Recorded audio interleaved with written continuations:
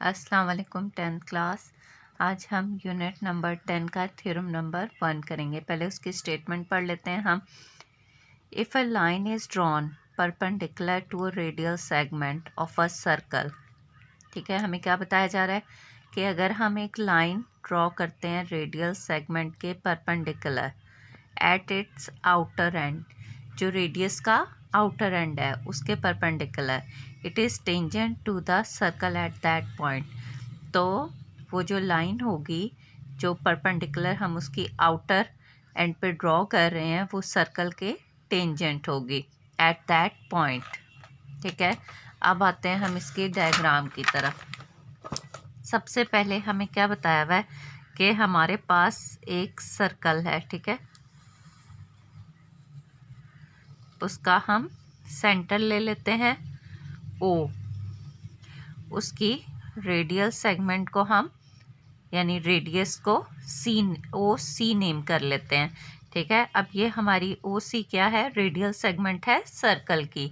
अब हमने क्या करना है कि जो रेडियल सेगमेंट है उसके आउटर एंड यानी बाहर वाला जो किनारा है, एंड है, उस पर क्या करेंगे, हम एक लाइन ड्रॉ करेंगे जो कि उसके परपेंडिकुलर होगी। ठीक है, ये हमने एक लाइन ड्रॉ कर ली इसके परपेंडिकुलर। इस लाइन को हम नेम कर देते हैं ए बी। ठीक है, अब हमने प्रूफ ये करना है कि जो हमने इस रेडियल सेगमेंट के आउटर एंड पे जो लाइन ड्रॉ की है वो इस सर्कल के टेंजेंट है। और टेंजेंट क्या होता है, टेंजेंट ऐसी लाइन होती है जो सर्कल, एक स्ट्रेट लाइन जो कि सर्कल के सरकमफ्रेंस को टच करती है सिर्फ और सिर्फ एक पॉइंट पे, एक सिंगल पॉइंट पे। जी क्लियर है। अब देखें, अब हम आते हैं इसके गिवन की तरफ। गिवन में हमें क्या बताया हुआ है कि गिवन में हमारे पास रेडियल सेगमेंट है और एक लाइन है जो कि उसके रेडियल सेगमेंट के परपेंडिकुलर है आउटर एंड पे। ठीक है, सी पे, यानी सी से हमने ड्रॉ किया। अब हमने प्रूफ क्या करना है कि ये जो लाइन है ए बी, ये टेंजेंट है सर्कल के, और टेंजेंट है तो ये क्या करेगी, सर्कल को सिर्फ और सिर्फ एक पॉइंट पर टच करेगी, और वो पॉइंट कौन सा है, सी।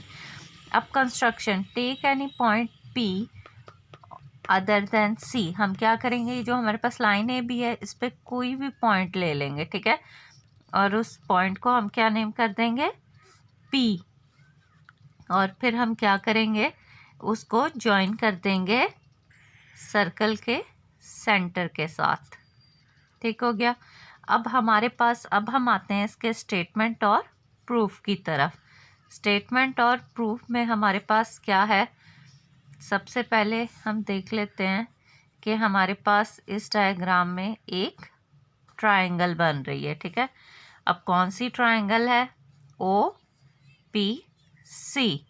ठीक है, अब हमें पता है measure of angle O C P जो है वो 90 डिग्री है। 90 डिग्री क्यों है, क्योंकि जो ए बी लाइन है वो हमने क्या की है, परपेंडिकुलर ड्रॉ की है, किसके, रेडियल सेगमेंट के। ये हमें गिवन है, तो गिवन में हमें बता दिया गया है, तो ये परपेंडिकुलर है इसलिए ये 90 का एंगल बनाती है। अब जो लाइन, ठीक है, एक ट्रायंगल है हमारे पास, उसमें सिर्फ एक, अगर एक एंगल 90 का है तो बाकी दोनों एंगल्स क्या होंगे, वो लेस देन 90 होंगे, यानी कि वो दोनों क्या होंगे, एक्यूट एंगल होंगे।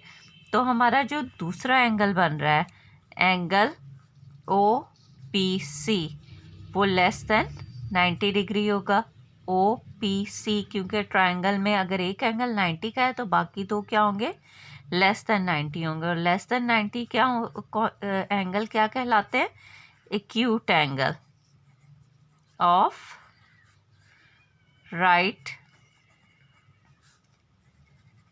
Angled triangle. ठीक है, अब जाहिरी बात है, अब हम 9th में एक थ्योरम पढ़ के आए हुए हैं जिसमें हमने कहा हुआ है कि जो ग्रेटर एंगल होता है उसके ऑपोजिट जो साइड होती है वो भी ग्रेटर होती है। अब देखें, जो हमारा सी एंगल है वो ग्रेटर है, तो इसके ऑपोजिट जो साइड बन रही है वो कौन सी है, ओ पी, वो भी ग्रेटर इन लेंथ होगी। अब ये जो स्मॉलर एंगल पी है, इसके जो ऑपोजिट साइड है हमारी क्या बन रही है, ओ सी, वो क्या होगी, वो स्मॉलर होगी। तो हम लिख देते हैं कि ओ पी जो हमारी है साइड, वो क्या है, मेजर ऑफ ओ सी से ग्रेटर है, क्योंकि इसकी रीज़न क्या हो जाएगी, greater angle has greater side opposite to it. ठीक है, अब हमने ये प्रूव कर दिया है कि जो साइड एंगल ग्रेटर है उसके ऑपोजिट साइड ग्रेटर हो गई। ठीक है, अब हमें पता है, अब जो पी पॉइंट है, क्योंकि ओ सी तो रेडियल सेगमेंट है और ओ पी जो है वो उससे ग्रेटर है, तो ओ सी जो है वो रेडियस की लेंथ है, उससे बड़ी जो भी लेंथ की लाइन होगी वो क्या होगी, उससे ग्रेटर हो जाएगी। ठीक है, ओ सी तो रेडियल सेगमेंट है, उसके अलावा जो उससे ग्रेटर होगी वो कहाँ लाई करेगी, सर्कल से बाहर लाई करेगी। तो एवरी पॉइंट हम कह सकते हैं जो सी के अलावा है वो सर्कल से बाहर लाई करता है। अब सी के अलावा जो पॉइंट सर्कल से बाहर लाई करता है, हैंस ए बी, इसका मतलब है कि हम ये प्रूफ कर देते हैं, जैसे कि हमें लास्ट में बताया गया है कि hence A B intersects the circle at one point C only. अब ए बी जो है वो लाइन सर्कल को सिर्फ सी पॉइंट पर टच करती है। अब ऐसी लाइन जो सर्कल को सिर्फ आउटसाइड एक पॉइंट पर टच करे, उसे हम क्या कहते हैं, उसे हम टेंजेंट कहते हैं। और यही हमने प्रूफ करना था, और ये हमारा थ्योरम यहाँ पे कंप्लीट हो जाएगा। जी स्टूडेंट्स, अब हम इसी चैप्टर का थ्योरम नंबर 3 देख लेते हैं। पहले उसकी स्टेटमेंट को रीड आउट कर लेते हैं। तो इसकी जो स्टेटमेंट है, इसमें हमें क्या बताया हुआ है, two tangents drawn to a circle from a point outside it. ठीक है, अब सर्कल से बाहर एक पॉइंट है और उससे हमने क्या करना है, सर्कल के ऊपर टू टेंजेंट्स ड्रॉ करने हैं। एक ही पॉइंट से दो tangent are equal in length, तो वो दोनों टेंजेंट क्या होंगे, वो उनकी लेंथ सेम होगी। ठीक है, अब सबसे पहले हम क्या कर लेते हैं, इसकी जो फिगर है वो बना लेते हैं। अब हमारे पास एक सर्कल है,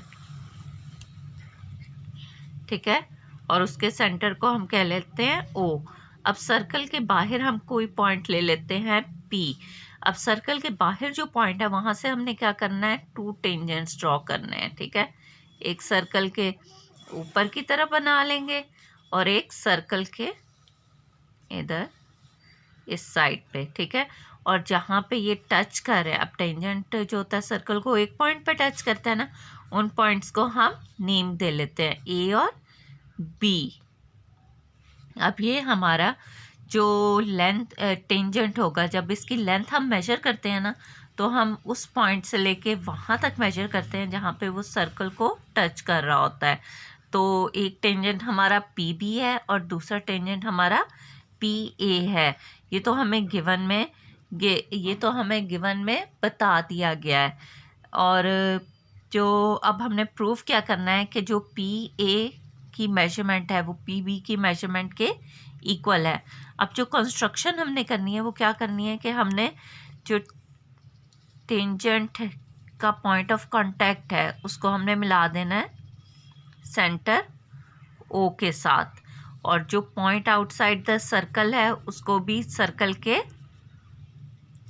सेंटर ओ से हम ज्वाइन कर देंगे। ठीक है, अब जब हमने कंस्ट्रक्शन की है तो ये हमारे पास क्या बन जाएंगी, टू राइट एंगल ट्रायंगल बन जाएंगी।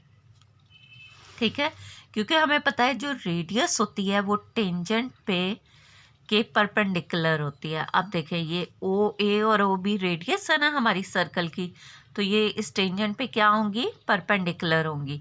तो अब ये हमारे पास दो राइट एंगल ट्रायंगल्स बन गई हैं। अब हम आते हैं इसके प्रूफ की तरफ। पहले हम लिख लेते हैं स्टेटमेंट और रीज़न। ठीक है, अब देखें, अब हमारे पास दो राइट एंगल ट्रायंगल्स हैं, एक है ओ, AP और दूसरी जो कॉरिस्पॉन्डेंस हम ले रहे हैं वो भी राइट एंगल ट्राइंगल है OBP। ठीक है, अब सारी बात है ये राइट एंगल ट्राइंगल हैं तो इनमें क्या होगा, दो एंगल जो है दोनों में एक एक एंगल राइट एंगल होगा। और वो कौन सा है, पहली ट्राइंगल में हमारे पास है OA पॉइंट पे बन रहा है तो ये OAP होगा, और जो दूसरी ट्राइंगल है उसमें हमारा कौन सा है, वो हो जाएगा OBP हो जाएगा। क्योंकि अभी मैंने रीज़न आपको बताई थी ये राइट एंगल क्यों है, क्योंकि radii perpendicular to the tangents. ठीक है, ये हमने दोनों टेंजेंट्स ड्रॉ किए हैं P पॉइंट से। एक हमारा टेंजेंट है PA और दूसरा हमारा टेंजेंट है PB। रेडियाई जो होती है वो टेंजेंट के परपेंडिकुलर होती है। ठीक है, अब इसके अलावा अब ये राइट एंगल ट्राइंगल है तो इसमें क्या होगा, जो साइड ऑपोजिट होगी राइट एंगल के उसको हम क्या कहेंगे, हाइपोटेन्यूज। अब दोनों ट्राइंगल में जो हाइपोटेन्यूज है वो कौन सी सेगमेंट बन रही है, OP।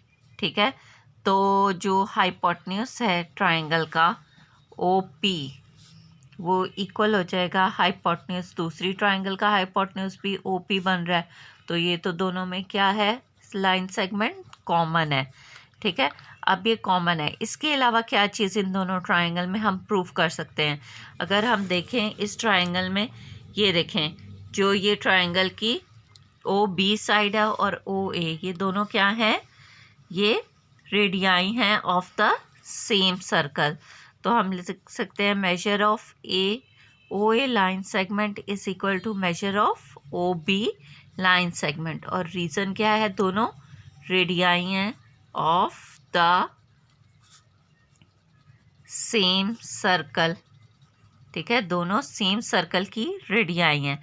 अब देखिए हमने इस ट्राइंगल में प्रूफ किया, सबसे पहले हमने प्रूफ किया कि राइट एंगल है, तो राइट एंगल से हमने फिर उस ट्राइंगल के हाइपोटेन्यूज को, ठीक है, लोकेट किया कि वो कहाँ पे है।